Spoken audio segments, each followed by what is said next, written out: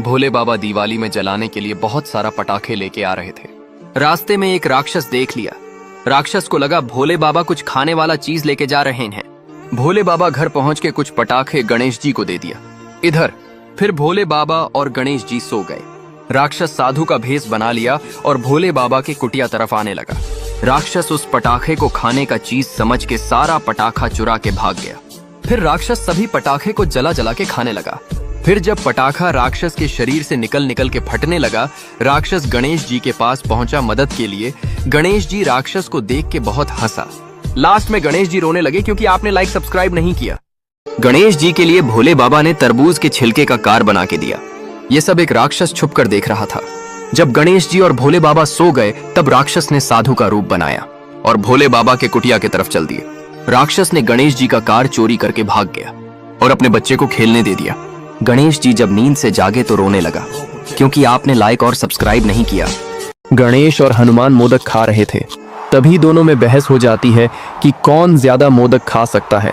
तभी वहां माता पार्वती आ जाती है और कहती हैं कि निर्णय अब मुकाबला से होगा। सभी बंदर कहते हैं कि हमारे हनुमान जी जीतेंगे, तो कैलाश के सभी चूहे भी कहते हैं कि हमारे गणेश जी जीतेंगे। इसी बात पर दोनों में मुकाबला तय हो जाता है और जापान से कंटेनर में भर भर कर मोदक लाए जाते हैं। जो ज्यादा मोदक खाएगा वह जीत जाएगा। दोनों मोदक खाने लगते हैं मगर दोनों बराबर मोदक खाकर थक जाते हैं। अब इसका चुनाव वोटिंग से किया जाएगा। गणेश को जिताने वाले लाइक सब्सक्राइब करेंगे और हनुमान को जिताने वाले कमेंट और सब्सक्राइब करेंगे।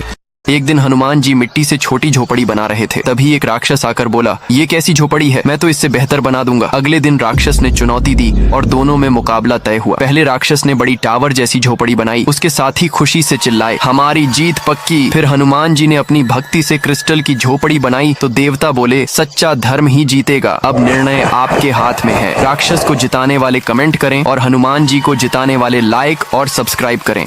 भोले बाबा समोसा फ्राई करके अपने दोस्तों के साथ मजे से समोसा खा रहे थे। तभी एक दिन बाबा भोले को समोसा फ्राई करते हुए दो राक्षस देख लेता है। फिर राक्षस साधु का भेष बना के भोले बाबा के पास जाने लगता है और भोले बाबा के पास हाथ जोड़कर खड़ा हो जाता है। फिर भोले बाबा ने उस राक्षस को भी समोसा दे दिया। फिर राक्षस असली रूप में आके समोसा मजे से खाने लगा।